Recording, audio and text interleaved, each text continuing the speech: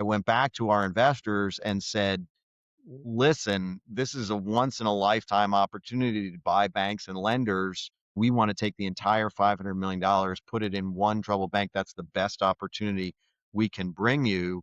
And we did that, and we sold it to a strategic buyer for a little over 2 times our money in a year on $500 million, which at that moment in time was a Huge home tremendous, run. huge home run. Forged in America.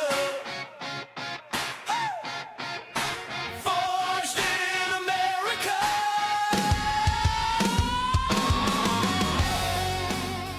Welcome to episode 14 of Forged in America. I'm Ravin, as always, with my buddy Al Goldstein. We are both entrepreneurs who have built and sold businesses. And today we have an amazing guest, Don Edwards, who is the founder and chairman of FlexPoint Ford, which is a major private equity shop that has almost $10 billion AUM. Don also played varsity golf at the University of Illinois, where all of us went to school. And he has become a significant philanthropist, recently donating $20 million, 10 of which was to University of Illinois and $10 million for various healthcare initiatives. So we are super proud to have him on. So welcome to Forged in America, Don. Thanks for having me, guys. Al, I like the black eye there. I just took my sweater off because it stopped freezing my office finally here.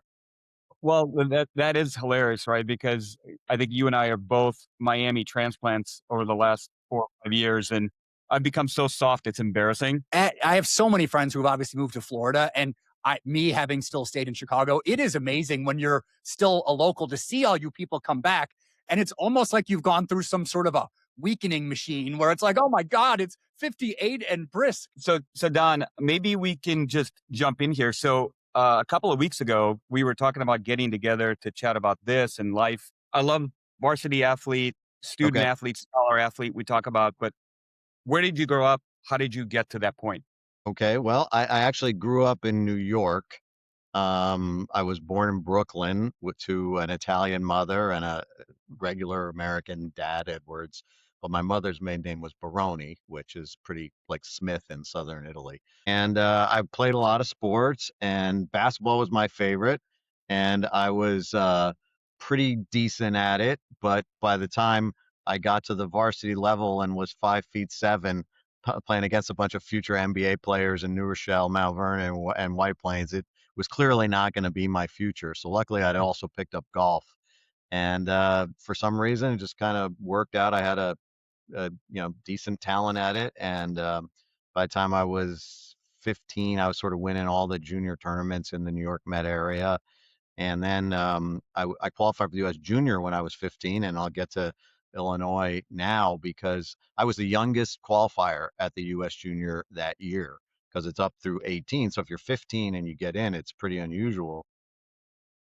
And I was out at the U.S. Junior in Fresno, California, and I got paired with the top player in the country. And I played pretty good that day, but it turns out that Ed Beard, the University of Illinois golf coach, was there, and he recruited me, and it came down to sort of Northwestern and Illinois. I wanted to stay in the North because I didn't think I was prepared to play golf, 12 months a year. I hadn't done that growing up, and I didn't think I could hack it and go to school, and I wanted a good school. So that's how I ended up at the University of Illinois, and I was like probably the only New Yorker there. Now there's more, but back in those days, it was like 95% in state. So Yeah, I saw an interview with you, Don, where you talked about, there was a quote where you said, I was playing with Steve Stricker, who obviously went on to become a super famous PGA golfer. And very quickly you realized when you're playing golf in college that if you aren't winning tournaments, you aren't, when you're playing with a guy like Steve, talk about how it sort of felt to be elite and get recruited and then suddenly be playing with the guy who was obviously at maybe. yeah, it was eye-opening. People would say, "Are you going to turn pro?" I ended up winning a tournament called the Western Junior, which is probably the second biggest golf tournament after the U.S. Junior when I was, 18. So I went to Illinois with some confidence and all that. And I was a pretty good player. I was doing well in the college tournaments and all that. But Steve comes along my second year, and not only is he hitting it farther? He's hitting his wedges closer and he's putting better than everybody else too. And I just looked at this guy who was 6 feet tall, 180 pounds, and made every putt he looked at, and thought to myself, "Oh man, this is going to be tough." And then, as you went through the next couple years, the scoring averages, this is interesting, weren't that different. Like Strick was maybe one shot around better than me and Smalley, who's now the coach. Um, maybe one and a half, maybe. But over time that adds up. But that wasn't really the difference. The difference that I saw Ravin was the following. I would make the turn and he would say, Eddie, what are you? And I'd say, oh, I'm even. And Strick would say, yeah, I'm even too, and then I'd finish and Strick would say, so how'd you finish? And I would say, well, I'm still even. And he'd say, oh, good round, Eddie. And I'd say, well, what did you shoot? And he'd say, 6 under. What? What did you shoot on the back nine? 29. Well, it's just So right. that was sort of like the difference. It wasn't like every day that he was 2 shots around better than you. There was a lot of 72, 71, 75, 70, but every once in a while he would post a 63 that none of us had the ability to do. And I knew that that was the difference. And so I was lucky because a lot of kids don't know and they think, oh, if I'm averaging 70 or now the number of scores are lower, I can go out to the tour. But what I knew was what you really need is that ability to shoot, 70. This is really interesting. I think that this is a deep source of sort of wisdom.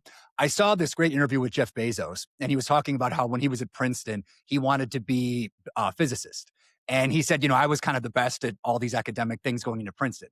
And he said, then we had these intractable math problems. And there was this kid down the hall who was just the utter, like, lights out physicist. And he said, I would take a problem that I would work on for 2 days with nothing, and he'd solve it like in minutes. And that's when I realized this isn't my lane. I can't be great being sort of a physicist.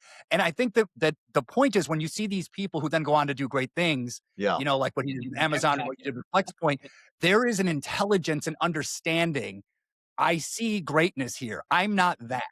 But you then naturally pivot to an area where you might have natural advantage. No, and honestly, I felt like, I was overcoming natural disadvantages in golf at 5'7" and 140 pounds. And so I was like, at some point, maybe I need to take advantage of my natural advantages instead of keep fighting this fight. But it was an incredible experience to play golf at that level, and then and to play with a future 12-time tour winner and Ryder Cup captain. So I assume just being a college athlete at that level and studying was pretty intense. How was that experience? Did that help you as you moved forward from there? Yeah, it was very intense. And we miss a lot of school because we would leave on a Wednesday night, Wednesday, not even Wednesday night, Wednesday after class, 1 o'clock, we were out of there. And then we would have like a 6 hour drive to Ohio State, and then practice round Thursday, and then golf Friday, Saturday, Sunday, and then drive back 6 hours, and then you do it again the next week, and you did it both seasons. And so the golfers, ended up missing more school than just about any other sport because of the 2 seasons. So it was pretty tough, and they used to they used to make fun of me, but I used to make fun of them, being Smalley and Strick, because I'd be in the back of the van, at 10 o'clock at night after a 4-day tournament, trying with my book light, trying to do my calculus and et cetera, et cetera. And Smalley, I tease him, Smalley and Strick would get in the car, go through every shot over 18 holes of the day, and then fall asleep. What year did you graduate from Illinois? So I graduated in 88, which was our Okay. first Big Ten championship we won in golf in like 50 years. And that now Mike wins it every year, but that was a different time. So I got to Champaign in the fall of '90. So Okay. 2 years later. Yeah. And What did you? I know you went to HBS. What did you do out of Illinois that then got you to Harvard? Yeah, so when I was at Illinois, my dad was a money manager way back in the day, a mutual fund manager when no one knew what mutual fund managers were. So I had this interest in investing when I was very young because of him. And I knew I wanted to work in that arena, and so I wanted to get to Wall Street to start. That was a tall order, coming from U of I in those days. Now we have investment banking academies, and there's actually a path. Back in those days, Goldman and Morgan Stanley, they didn't recruit at Illinois. You just had to. I flew to New York and just literally started pounding the It's like pavement. banging on the door. Let me in. Literally, you send letters, you show up. It was crazy. But I ultimately ended up getting a job as a young investment banking analyst and it was ironic that it was Lazard because of all of the houses on Wall Street, it was probably the most highfalutin that thought the most of themselves, the most elitist. And here I was, this kid from, Brooklyn, White Plains, and U of I, all of a sudden there. And there was only six analysts per class in the day. And I suddenly realized like I was the only one who either wasn't a friend of Michel David-Weiss or Felix Rohatyn's, kid, or had gone to an Ivy League school. And even further, as I got to know the older people in the whole banking group over the next couple of years, there was almost 200 people in the banking group at Lazard, and I came to figure out that I was the only one who had been to a public high school and a public college out of 200 people, which Isn't it shows kind of you. amazing that right? Isn't it kind of amazing the chip on the shoulder, how powerful that can be? Because my experience coming out of Illinois trying to go into banking and sneaking into Deutsche Bank was pretty similar, and Yeah, that was in 2002. right.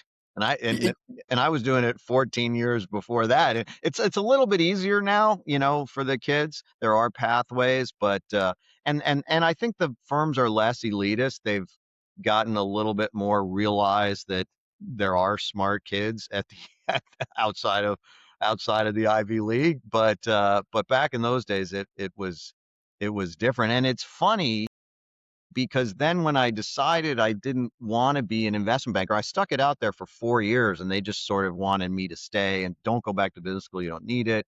You're on this path. You'll be a young partner someday, blah, blah, blah. But I realized that I didn't want to be a banker, that was a service business and was very lucrative, but you were still effectively charging for your time and trying to get clients. And I had this interest in investing and I wanted to do that. And so I ultimately decided that I would go to Harvard and and try to make a shift through that as opposed to trying to make it directly from Lazard. And the funny thing you're saying about the elitism is, or the chip on your shoulder, is I always thought that I wasn't really around the smart people in the world. I always thought like, well, I grew up with this immigrant mother and I went to a public high school and I went to a public college and I thought, when I get to HBS, I'm really going to meet all those smart people. And you know what? That turned out to be just not true. the, did, the did, the people, the smart kids at U of I were just as smart as the kids at HBS.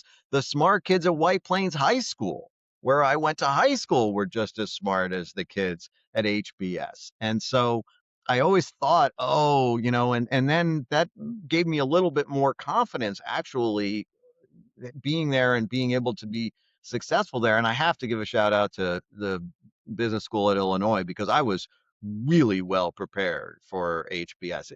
Honestly, it was easier for me than the kids who had come from Harvard by a lot. Yeah. I think this idea, it's really worth double clicking on this idea of the chips on the shoulders. My parents skipped me ahead kind of oddly when I was in kindergarten. So I was 16 when I graduated high school. I was a terrible student in high school and I got rejected from every college I applied to, including Illinois. Well, And Ravin, who would have thought that now you'd be this amazing podcast host? oh, I know it is dare to dream. But what happened was I applied to Illinois as a physics major. I get rejected.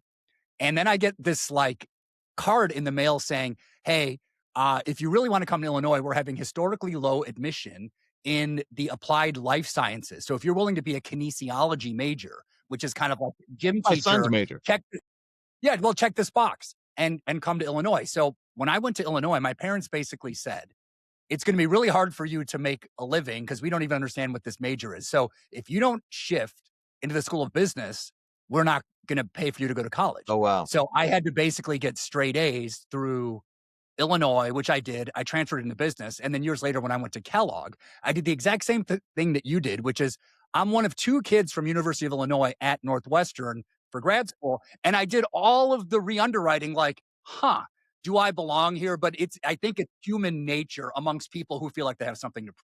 Yeah, no, it was fascinating to go through those stages of like public middle class high school in White Plains to U of I to kind of Lazard, this elitist place, and then get to Harvard and kind of do it all with a little bit of a chip on your shoulder for sure. But it was also confidence building to come from Illinois and feel like HBS wasn't that hard, and so that helped me a lot. And I always tell Dean Brown and now Brooke that story. Did you go to GTCR out of Harvard? Yeah, so that's a whole nother kind of interesting story, is I really wanted to get into private equity, but back in those days, I mean, private equity in 1990 was like a pimple. It was a tiny thing. I mean, I think KKR had $1 billion fund. GTCR was 200 million. I mean, there were maybe 20 firms with a significant fund in the United States. And I actually remember the dean at Harvard Business School told me that in my class, out of 800 people, 10 people went into private equity venture capital. Now it's over 100 a year. So it was really quite a small thing. So once again, and it was like 92, 93 that I was trying to get recruited, and the recession had just happened in 90, and there wasn't very many jobs, and I was sending out letters and all that stuff. And then I walked home to my apartment. I was married. And my wife was working in Boston. And I walked home to my apartment, and we had one of those old answering machines. And I click on the answering machine, and it's a message from Bruce Rauner. And so I call him back, and he says, "Well, we have this, private equity firm. We got a $200 million fund. We're trying to raise 300, and we see you're from Illinois, and we'd like to, interview you." So one thing led to another, and Bruce recruited me to GTCR, and I got to know Carl and Brian, and that's how I ended up there. And 10 years, and it went from a $200 million fund to a $2 billion fund when I left. And we ended up, there was a famous split among the name partners, and Bruce stayed and kept the younger partners together at GTCR, and Carl and Brian left and created Toma Cressy, and then they left, split again, and Carl, with Orlando, created Toma Bravo, and Brian created Cressy and Co. And so, but I was there for the first 10 years and saw I would say the really developmental years of private equity when I was there, and that set the stage for me to be able to do FlexPoint. For folks who are listening who don't know much about private equity or GTCR, so Bruce Rauner was actually one of my investors previously at Pangea, our real estate company, and came to talk to Ravin and I to our YPO forum when he was just running for governor in Illinois and ultimately became governor. And it's interesting because I think obviously he's been so successful in private equity, and then obviously Illinois it was a challenge. And so this idea of going from business to politics, I think it's just a kind of like it's a different road. It's a different Yeah, divide. Bruce was brilliant at figuring out which entrepreneurs to back. That was really his real gift. And he was really good about creating a competitive environment and within GTCR and picking the right young people to back internally, if you will.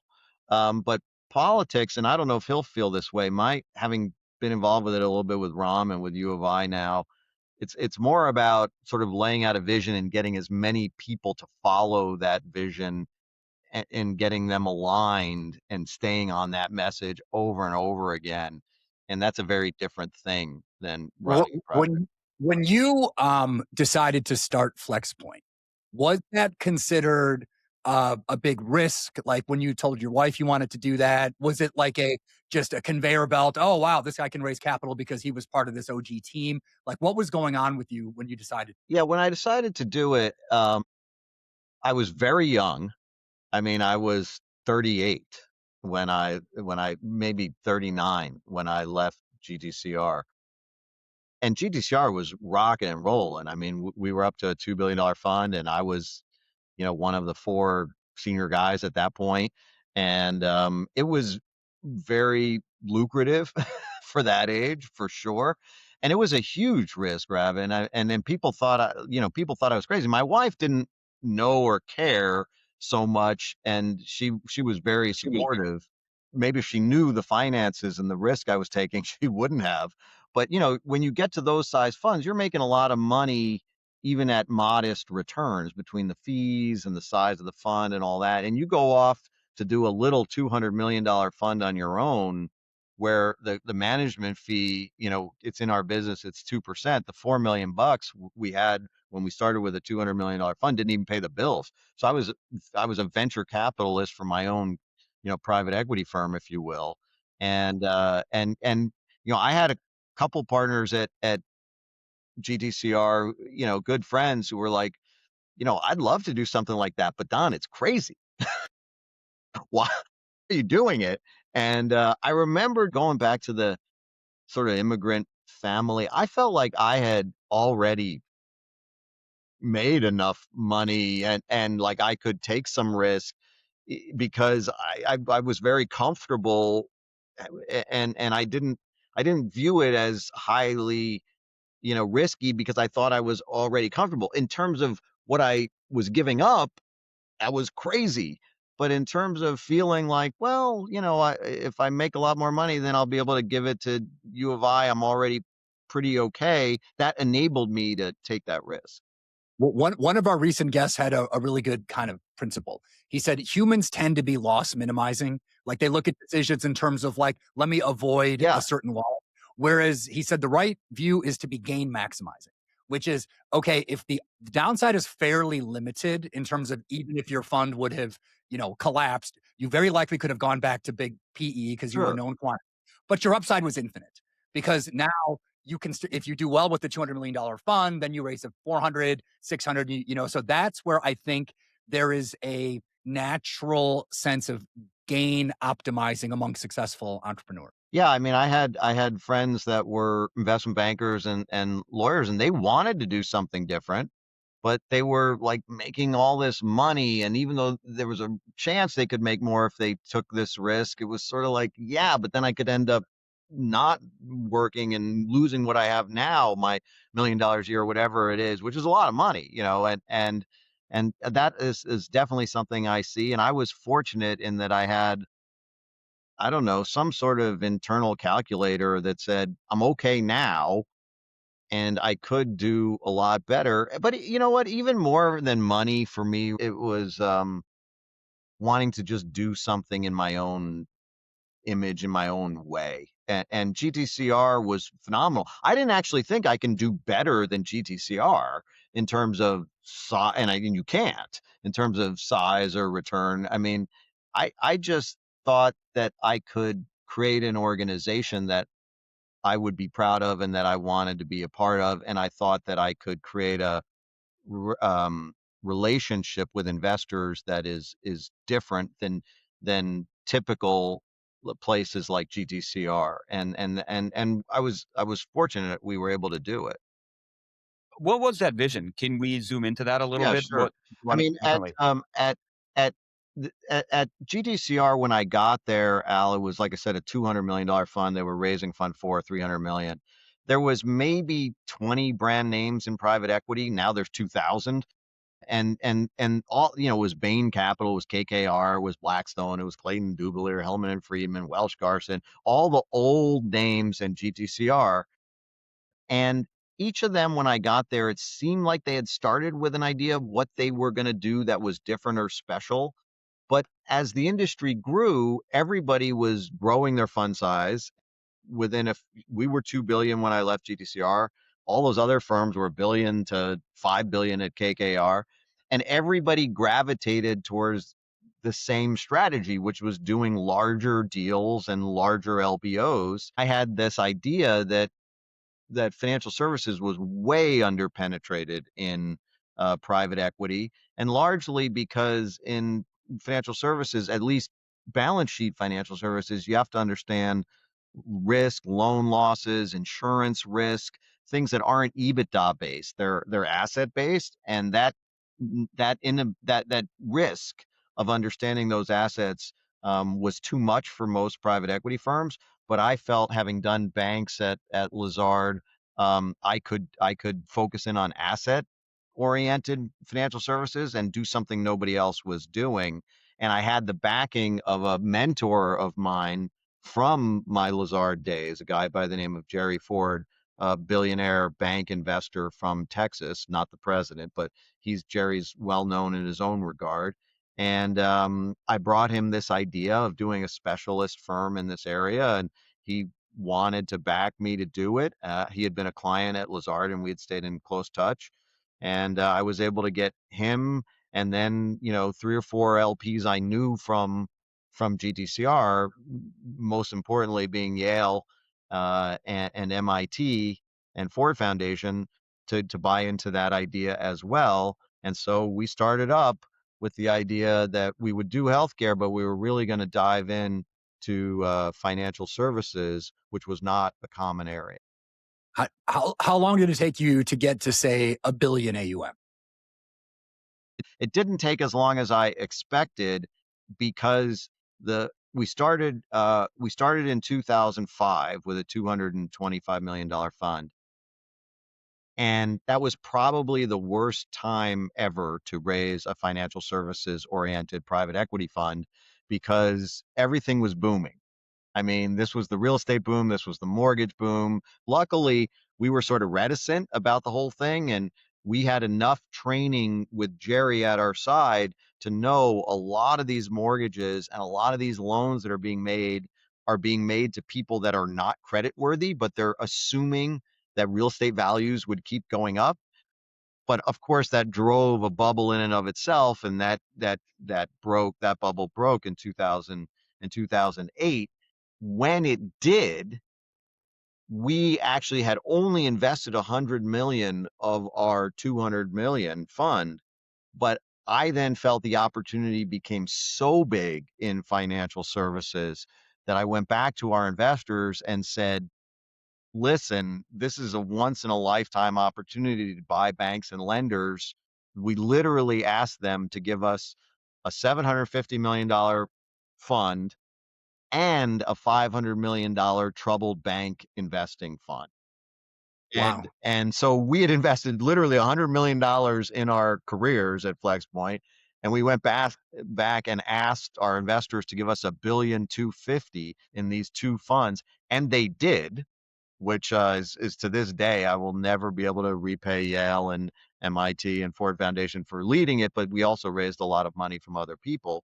And that then became sort of the great financial crisis, definitely became the thing that shaped FlexPoint to this day, Well, because we were able to not only buy some banks and some lenders in the main fund, and we bought into Wisdom Tree, which was a asset, early ETF company that had tanked because of the market. We bought a couple leasing companies that had tanked because of the market.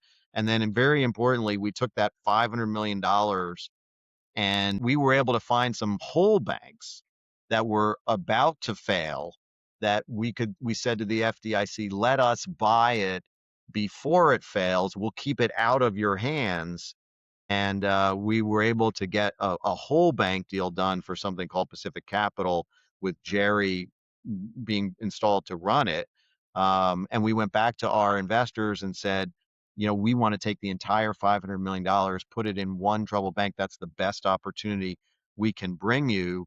And we did that. And then a year later, the crisis was, fixed a lot sooner than people think. The Bernanke reflation worked, and we sold it to a strategic buyer for a little over 2 times our money in a year on $500 million, which at that moment in time was a Huge home tremendous, run. huge home run, and sort of really established our chops, if you will, in financial services at FlexPoint.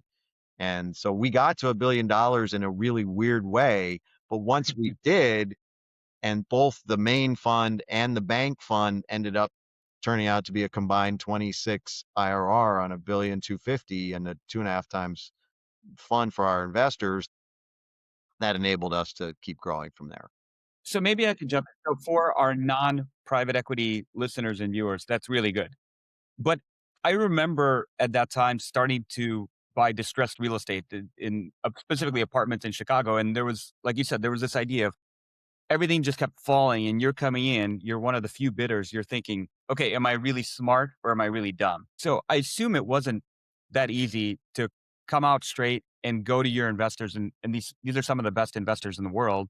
What was it about you and your team that you think got them to yes? Yeah, well, in terms of, I mean, I can't say enough about being mentored by Jerry in that situation, someone who had bought troubled banks in the past. And what I think convinced our investors was sort of my ability to assess the whole situation and find the right targets from a business perspective that would succeed if you did get the purchase right, combined with Jerry's ability to analyze the assets themselves. You talked about Bruce's superpower might have been identifying the right entrepreneurs to back. When I'm listening to your story, is your superpower kind of like figuring out the big picture strategy and knowing now is the time to back up the truck and have that conviction? I think I think so, but I mean, that was an important part of it, but in all honesty, in financial services, Rav, the other part is that I can analyze these assets better than anybody else. And I'm confident that the falling knife is not, I'm not catching it, that I'm catching the bottom. And that that that in financial services, investing is really the superpower, is to feel confident enough that you can take advantage of those times when you back up the truck, because there were other monies raised of significance during the GFC to buy banks, and a lot of it failed. And in a certain sense, that's put us on the map. We talk a lot here about getting the big decisions right. Like when and there's a lot of things where you can do to avoid the loss, but in your case, doing that underwriting, Yeah. knowing Yeah, and that has been somewhat of a hallmark of our situation at FlexPoint. I can give you one other example. When we did start up, and this is a really sort of important point of the FlexPoint story. When we did start up, it was 2005, and I said we were very reticent about financial services, and luckily we held back until the GFC happened, and then we went, as you just pointed out, all in big time. But what we did invest in '05 was a homeowners company in Florida, homeowners insurance company in Florida, because in 2004 it had three major hurricanes, category 4 hurricanes hit Florida. And in 2005, we had Katrina. Basically, the reinsurance market broke down. And all the domestic insurers, the people that actually write the policies, were wanted to leave Florida. And so we found this little company that was able to write policies, and we thought they had this massive opportunity because Allstate and State Farm were leaving, not because they couldn't buy the reinsurance the same way this little company could, is they didn't want to. And that opened up this huge opportunity for this little company called ASI that we ended up investing in. And ultimately, we sold it to Progressive, and we made 10 times our money. So basically, we learned that when capital flees, if you feel confident in your underwriting capabilities of insurance assets and loan assets, that's when the time is to go in when other people are leaving. But you can go in and get it wrong too. And so it really comes down to having that specialized capability. And we have all these people at FlexPoint now. We're not just a private equity firm. We're basically have the ability to, underwrite loans and underwrite insurance ourselves. Are you deploying AI capability throughout that underwriting process? How is that impacting what you're doing every day and your people are doing every day? I think the interesting thing about insurance, Al, is that a version of machine learning or AI has been going on for a long time. And certainly you know this about underwriting loans, right? I mean, Progressive and Geico have for years and years and years had more information to mine about what the risk of a driver is than anybody else. And they've been doing it.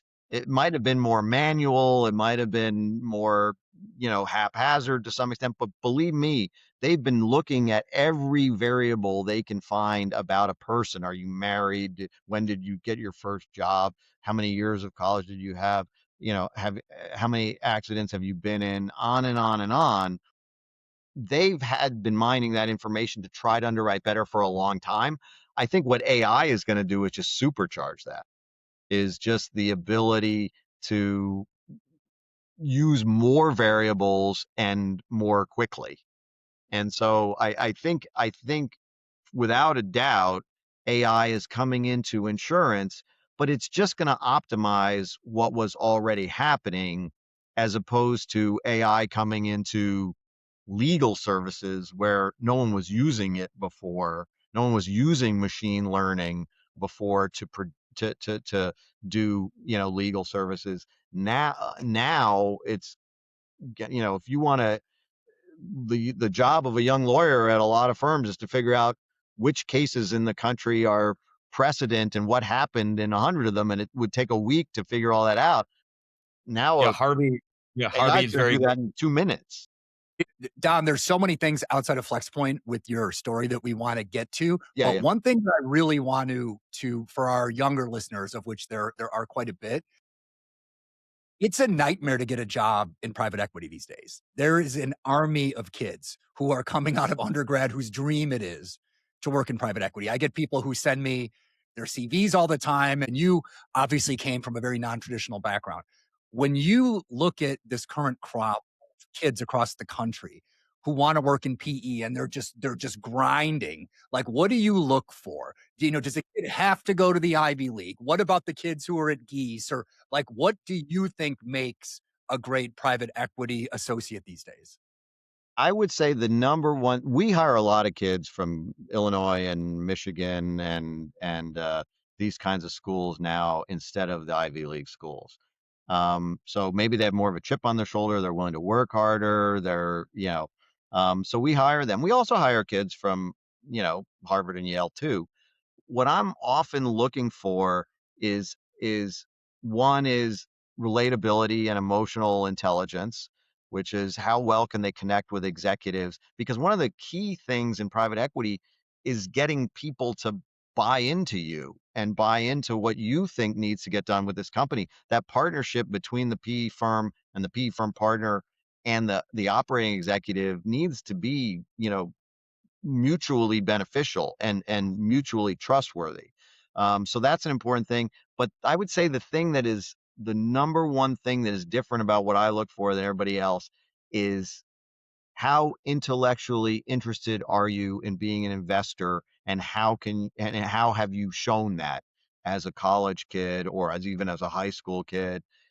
I don't want someone who wakes up and says, "Oh, everybody's going into private equity, eh, or going into banking and then going into private equity, so I should do that because that's the number one way to get wealthy." Though that kind of person is of no interest to us. Yeah, the What I different find is key is, did you invest in stocks when you were young? Did you get a paper route to make money when you were in high school? Like, what is your history with business and investing? And if you have shown that interest from a young age, you're probably going to have a really, really strong interest and work ethic in what we do. If you're doing it because everybody else is and it's a way to make money, you're probably it's a hell of a hard job, private equity. I mean, you gotta spend your life on the road, you gotta work long hours. If you don't love investing, you're not gonna succeed. Look at people's track record, right? If you have a kid who's young, but yeah, like has the paper out or is, doing service in a certain sector where it's not because it's inauthentic and they're trying to do it for some optical reason, but it's because they believe it. Yeah, That is far more of a predictor of what that person is going to do when they make, 10 or 20 or $100 million and they don't just go, whatever to the island and they're going to keep absolutely. doing it. Yeah, Well, there are people in private equity who make $10 million and, that's they retire, but that's not gonna help the firm. The firm it has to be like, I don't care how much money I have. I wanna do the next great deal because I love investing. And that goes back to more of like what's inside you than what the job pays. yeah. Well, I love this idea of being the continuous learner, not, checking every box and creating 14 fake charities like I think a lot of people are trying to do. By the way, to the point you just made, having been on both sides of this equation, there's nothing quite so annoying as a private equity associate that doesn't have those skills. Yeah, That you know hasn't been an operator, but immediately is like telling all the CEOs and operators exactly what to do, but doesn't have that bedside manner yeah. to be able to hear that message. Yeah, Well, and and you look that's the trick is you have to be able to get the confidence of the operators without telling them what to do because you have no right to tell them what to. so Don, you ended up as the chairman of the board of the University of Illinois, which is a very big deal in terms of the governance for these universities. Can you talk about that, how you got there and Sure. and what that really means? Yeah. Yeah, you were clearly so bored running this giant private equity firm, you decided I need more to do. What happened was Bruce, my effectively mentor who left me that voicemail when I was a kid at HBS at GDCR and Bruce, when he became governor, even though he's a Republican and I'm a well-known Democrat, Obama, Rom supporter, um, he basically said, he has nicknames for everybody. He said, DJ, I think U of I is struggling down there a little bit. I'd like you to get involved and go, help fix his words were fix it. I don't think it needed to be fixed, but I think it was not in its best days, 15 years ago. And so he asked me if I would be a trustee after his first couple years, and I love U of I so much that I said yes, I would. And at the time, I was just a regular trustee, which wasn't I didn't have to make that choice about, oh my God, I got to take this big job. That's more of like a regular couple days a quarter job. You read the board materials and you go and you vote, and it's not that huge of a commitment. So I did it, and but then what happened was, Bruce lost the election, JB won, and JB knew I was a friend of Bruce's, so he was a little reticent about me. I think as I said, my history as a Democrat in Chicago was well known, and then once I got to know the governor, he asked me if I would take on the role of chair of the board, and I knew it was a bigger role than trustee. I didn't know what it really was. And what I found out was that under Illinois law, first of all, you're a full state agency, so you report to the governor, and you are responsible for a state agency, and so it's a sort of a big responsibility in that regard. But what I found out is in Illinois law, unlike private universities or even some other states, the board basically is delegated from the legislature all of the authority to run the university system. So U of I and UIC and Springfield, but also the medical school, everything. And all decisions have to be approved by the board. So if you want to change the name of a building, you have to go through the board. If you want to spend money, you have to go through the board. All of the appointments, the tenured appointments, are all approved by the board. So the fact is that it's one of the most powerful positions in in governance in major universities in the United States. I didn't know that at the time. I figured it out. And once I figured it out, I ended up spending more and more time. And then COVID hit. And I mean, obviously, we had to make massive decisions about how you reacted to that. Right. And then, of course, we had the encampments and all the crises in higher ed on that about the Arab Israeli conflict. And so we went through some massive things at U of I as a board while I was there. But I think we came out the other side pretty good. Can you quantify for people just how big the university system is between the two campuses? Yeah. So it's 100,000 students between all. It's almost 100,000 students now. Springfield is tiny. You can almost, it's a couple thousand students, but U of I and UIC could together are like 90,000 students now. It's a $7 billion revenue business between the health system and the two major universities in Springfield. And so it's a very large organization. I think it has the biggest economic impact on the state of Illinois than any employer in the state. You mentioned the encampments, and that was just a very polarizing issue across so many different universities. There was many presidents of universities who were asked to step down. There was an issue at Northwestern, which was very much in Huge. the press. Like, what did you learn that kind of surprised you when you saw, kind of the industrial scale of these encampments, and how did you kind of make your decisions? Yeah. Well, um, and let's see what I what did I learn? I mean, I think first let me talk about how we made decisions and how that was different. What I felt like I had already learned through COVID, was that boards are going to be held responsible for these big decisions. And I thought to myself, well, if I'm responsible, I'm digging in. You didn't ask about COVID and the encampments, but we made it through COVID better, I think, than any other large school because Well, you never shut down, right? right, and all the schools were shutting down, and everybody had to shut down because it started in like April of 2020. There was only a month to go. It was sort of like no one knew what to do, but everyone, even in the red states, sent everybody home, right? But I said to President Killeen, I said, "Listen, leading on the way out was easy, send everybody home. Leading on the way back in is gonna be the people that get their kids back to school, not the ones that leave them at home." And, the story is well known now. It's been featured in the New York Times twice on the front page that Illinois was one of the only schools in the country to develop their own COVID test, get it FDA approved, and then implement a massive testing regime among the students and the faculty that allowed us to stay open because even though ultimately everybody was going to get it, everybody knowing their status made the professors much more comfortable to be able to come to class and say, well, I know all the kids here, at least as of yesterday, tested negative.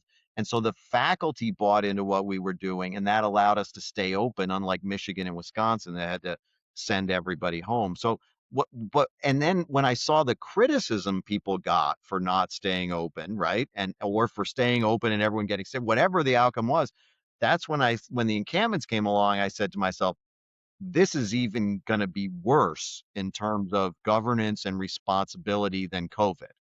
And I knew it, and so and the other thing that happens because of the state university rules, you go to Northwestern, and I'm not going to criticize Northwestern. My daughter went there; she loved it. It's a great school, but they have like 100 people on their board and no one really knows who's responsible, and they don't have the law that says the board is responsible. So it's a lot of confusion as to what's the board's role, and it's so big, and then they think the president does everything, whereas the lines of responsibility at U of I were drawn very clearly.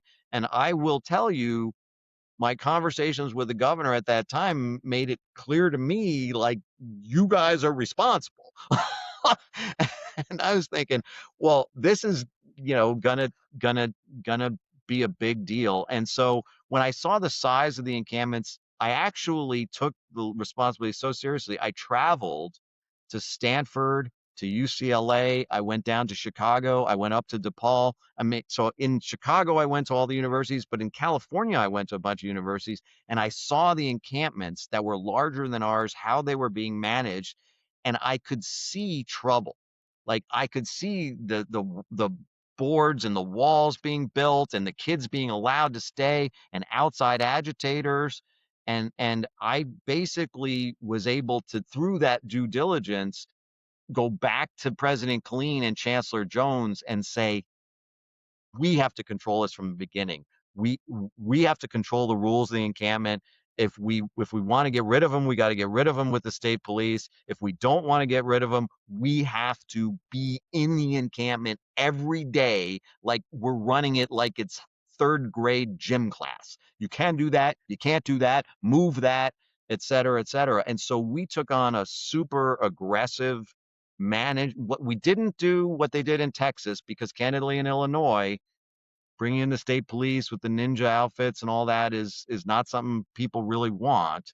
So we felt we had to manage the encampment, but we managed it super aggressively. And the other thing I had learned in my years at Illinois was you listen to the students, but they don't tell you what to do.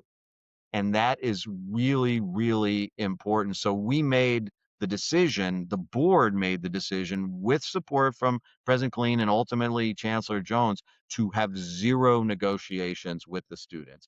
And that's hard that is very hard. And you saw it at Northwestern and you saw it at other places. That is very hard for true academics who love their students to do, to say, we're not talking to you, we're not negotiating.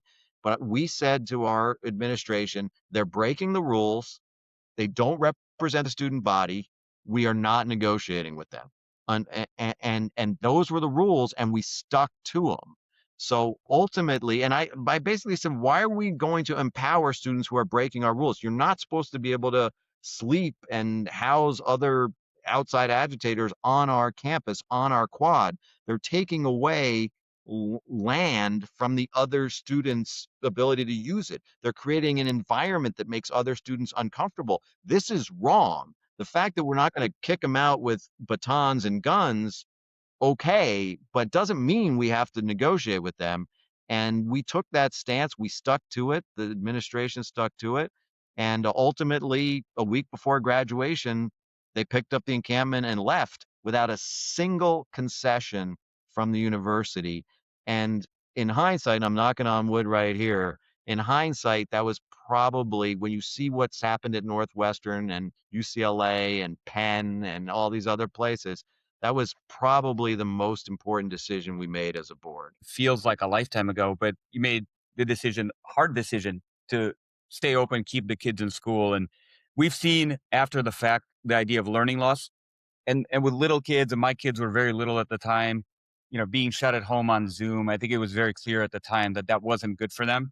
These college kids, and I've heard this from a lot of friends in banking and private equity, that the COVID vintage of kids just wasn't as effective at socializing and getting that engagement because a lot of them were stuck at home. And right at the time, I think it was just a hard decision, was how do we manage this? So kudos to you for doing it. But I want to pivot to just kind of education more broadly, because like you said, the encampments, this was the time that you had the hearings with Claudine Gay from Harvard and Penn and Columbia. Were you surprised at how that whole situation played out, given you were at U of I and had this unique vantage point? I'm sure President Killeen and Chancellor Jones would hate if they heard me say this, but I said it to them all the time. The ivory tower is real. It is a bubble. And presidents and leaders of these universities live in this tower, and all of their conversations are with people in the other towers at Harvard and Yale and everywhere. And it does not surprise me that the president of Harvard would answer even though it might surprise everybody in the world, that the president of Harvard would answer a question about whether, you know, chanting from the river to the sea and calling for an intifada it is violates your student code. like every normal person would say, well, it must violate the student code or we don't have the right code, right? But it doesn't surprise me that she would say it depends, because that is the mentality in the ivory tower. Is everything depends on the circumstances, and you have to give academic freedom and freedom of speech outsized reverence, and what other presidents think of me is more important than what the answer is. And so I want to be admired in the ivory tower, and the way you're admired in the ivory tower is to answer the way she did. And so, it doesn't surprise me that presidents got caught off guard. I don't want to be too hard on Harvard. No, Let's, I love I, Harvard. To some, not as much as I love U of I. Sorry, guys. And Oh, look at well, that. There's our YouTube clip right there. well, I think I saw a story today where Harvard is about to name the head of the history department, who's one of these people that was at the encampments, at the protests, and it's kind of has a history of being on the far fringe.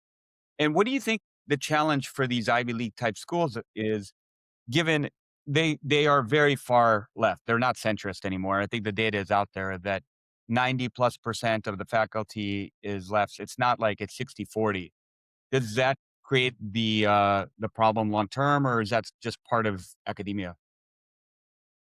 I wouldn't say the answer is like having a test as to like what your political beliefs are to be hired or to get tenure. It's very important that the administration at Harvard or U of I or anywhere be willing to take on the faculty as to what is the best way to run the university. That's from someone as a board member who I told the faculty all the time, you get to run academics. We're going to set up an environment that you can be completely academically free. You get to run the classes, you get to choose the curriculum, but we're going to set the ground rules, and then you can operate within those rules however you want. And so I ended up with a tremendous relationship with the faculty, even though we made it clear the board was going to be involved. But when the administration is co-opted by the faculty, you end up with these problems. One of the things that, like you, Don, if you would have probably asked me 10 or 15 years ago this concept of an ivory tower, I would have thought it was more of a metaphor. Like it doesn't really exist. It's just kind of a talking point. And then when I hear you say, no, no, no, it literally is Real. not only real, but when you see like the Claudine Gay, you're not surprised because you understand how that echo chamber can Yeah, be. it's And exactly an echo chamber. and something Al and I talk about societally with where we are right now in terms of trying to bring the country together, or not bring the country together, but just speak the truth. It's this concept of there are kind lies that we sometimes tell ourselves, and sometimes the truth is unkind. And part of that echo chamber is to be, oh my God, there might be 2% of people here are offended, but it's the right decision. And I'm curious when we talk about Harvard, Bill Ackman, who is a very influential alum, had that whole deck, kind of like is Harvard a buy, a sell, or a hold? Did you ever see that? I didn't see it. I heard about it, but I didn't see it. Yeah, he was very, very tough on this idea of the ivory tower because his point was, and I didn't go to Harvard, but I follow him on X, and he talks just a lot about the pressures that build up over time and how that starts seeping through, and it gets to the same point you made where you don't get surprised when people say things that Main Street goes, "What are you talking?" Right. And you know what? And from a societal perspective, and I have to say, my good friend Penny Pritzker, I think she's done yeoman's work to manage through all that at Harvard. And I think they have a good guy in place now. And I really commend her for fighting through all this. And I think she's getting it back on the right course for sure. So I'm very pleased about that. But it's a bit of a problem in our country. The ivory tower at universities is like analogous with Fox News or MSNBC, right? Like it's like I'm only going to talk to the people in my world, and therefore my opinions are going to get reinforced. And they're all the people in my world are smarter than everybody else. And so on it is something that I worry about, academia became a little bit like that. And I think Trump is messing up academia royally. I mean, like, and I will tell you the idea that you cut research at our universities you know, healthcare for kids with genetic diseases or cancer patients or whatever, or Defense Department research, which by the way is mostly done by universities, because you're unhappy about politically this or politically that or how one group is being treated is just insane. And the funny part about it is our model is sort of a Republican model, right? You put up a bid from the Department of Defense or the Department of Energy for a project, you got MIT, you got Stanford, you got Granger at Illinois, you got all these brightest people in the world competing like crazy to get this grant. And then if you don't do a good job, you don't get the next Department of Defense grant. So rather than like a centralized socialist model, we have sort of a decentralized competitive model for our research among our universities, and it works great. And I would really, really beg our Republican friends and the president to stop with what they're doing. That being said, I would say certainly Bill Ackman would say this. I would say one benefit of the craziness, if you ask me, is that people are reassessing the ivory tower and they are reassessing, how many students should we be educating from XYZ country instead of Americans, and how do we think about admissions, and what is has politics gotten into courses, and so I think a re-examining of those issues was far, far overdue in higher ed. And so as much as I disagree with the president on almost everything, um, that has been a sort of side benefit. I think the re-examining of higher ed, I think, is good. Well, Do so do oh, well, Ravi, just one last question on this because I am my blood boils when I hear like research is cut in ways that it should not be because it's so bad for Yes, America, right? If so they're doing bad. this, and Ram has talked about this, ad infinitum, and I literally think it is such a grievous mistake if they are, putting us back. My question though, you are a rare person who has now run one of these boards, right? You have fired these real bullets. If it's unlikely, but let's just say your phone rings and it is Trump. And he says, Don, come on in. And I want you to manage this sort of like research situation. Would your kind of czar answer be, well, just leave it the way it was? We had everything right. Or when you talk about the reexamination that you say is necessary, how would you use your experience and modulate that? Well, a good example is there's an overhead allocation in every grant, right? That says, okay, the direct cost of a grant of a research project is $5 million. Okay, but we're gonna, the grant includes an overhead allocation of, it's a big number, 35% that covers, the cost of the building and the heat and keeping the lights on and all that. And that number, without a doubt, was bloated. And so the question is, how do you become surgical about what universities have to report in order to get a certain amount of overhead coverage in each grant? And I don't want to say I have the right formula, but the formula and the way it's done needs to be more precise and more scalpel oriented towards each kind of research. It was sort of this big bucket of, oh, we'll just dump a bunch of overhead money on top of every grant, and that leads to fat, for less of a for lack of a better word. That being said, the idea that you could just cut that out the way the Trump administration wants to do it without causing last massive damage is ridiculous. So I would say to the president, let's look at the detail of how these overhead allocations are made and come up with a formula within each discipline that actually reflects reality, because the disciplines are different. A grant in psych research is very different than a DoD grant to develop the new wing of the next bomber. I mean, so and so I would say, that's one area. And then, obviously the question becomes, do you want other goals within your grants or not?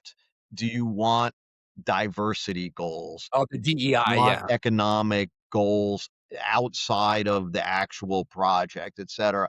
And what I would say to this president, and I think he would probably agree with this, the less the less you can have the bureaucracies in DC from the DoD, the NIH, the NSF, et cetera, put alternate goals or on the grants, the better, because the best research is the most focused.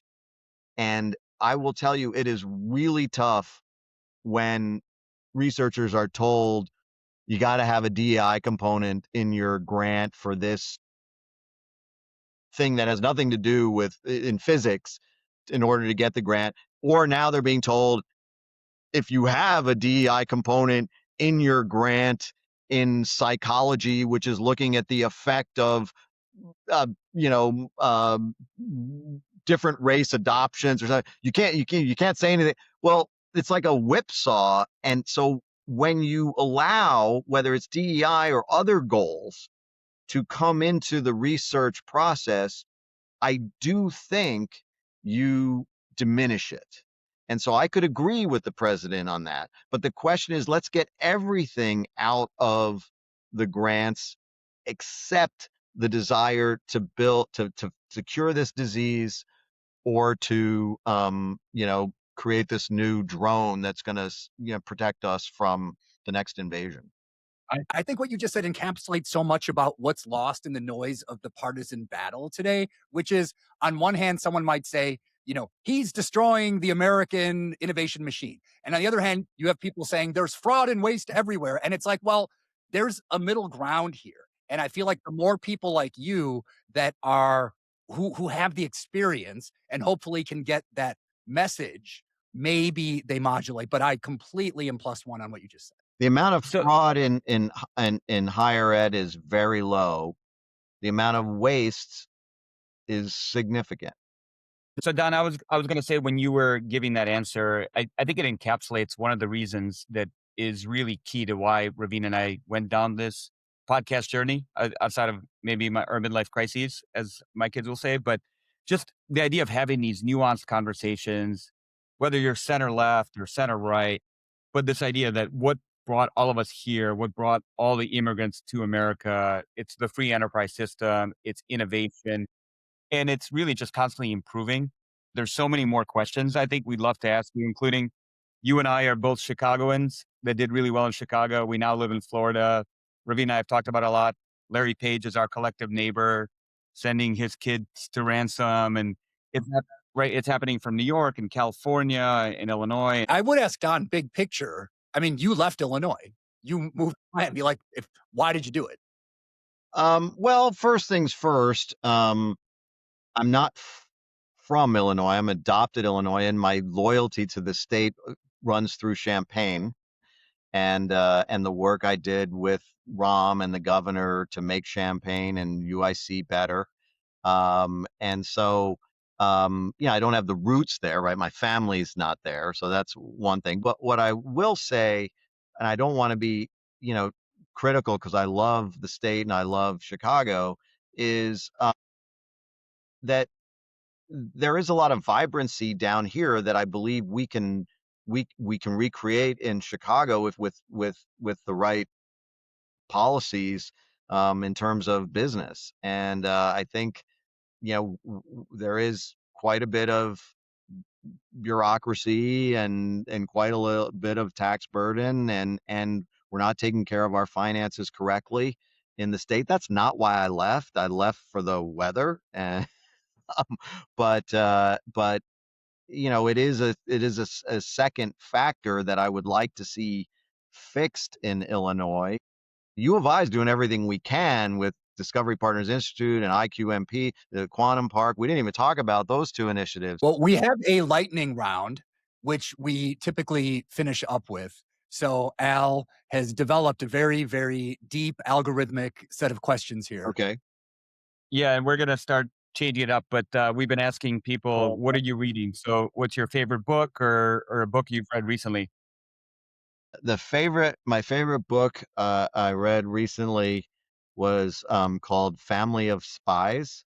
It's about a family from Germany that was sent over there by the Nazis to spy on Pearl Harbor and help the Japanese with the attack. And I read it in preparation for a trip to Pearl Harbor, and I just learned so much about that particular event, what led up to it, how the Japanese got involved. It's a heartbreaking book, but fascinating. There's this book, I'm blanking on the name of it. It's a fantastic book about this double agent during World War II that was spying for the Nazis, went into to England, got caught, got turned, and went back and forth. It's in that genre, an amazing one. One quick question in the lightning round here. If there's two polls we hear on AI from so many of our guests, sort of the techno optimists, or like the abundance crowd, like what Elon Musk talks about, and then kind of what we call the AI doomers, which is either it's going to be Skynet or it's going to be everyone's job is gone. Where are you on that continuum? Forgetting about valuation. Okay, I'm not. This is not an investment professional. I'm on the abundance side. I think it's going to be an unbelievable productivity tool over the next 20 years, such that we're going to have to adapt as an economic and political system to it. It's going to be that big, and so the benefits are going to be massive, but the cost to some people within the system are going to be massive as well, and we need to come up with a way to make that work. It's going to be like offshoring of manufacturing, except faster. And the last question is for all the people that you know that are going to listen to this, of which I'm sure there are many, what is the biggest surprise or shock about you that none of these people who are super close to you know that they're going to be like, whoa? The biggest surprise about me, does it have to be important or anecdotal? I would say something that the majority of people will talk about, like, Don, whoa, I did not realize X. Well, I just told a story uh, at Lurie. We just gave a big gift to the genetics department there. We had a child with a genetic disability. And I told this story, and I think it surprised a lot of people because it's just not what they see from me. But when I see another family struggling with a child with genetic disease, and that's something you pick up on when you have your own, I often start to cry Oh my god. just Yeah. by myself. And that's something I would say 99.9% of people that know me have never seen me do. 99.99. So that's something about me that I found out recently myself. That's great. That's a That's a great great answer. story.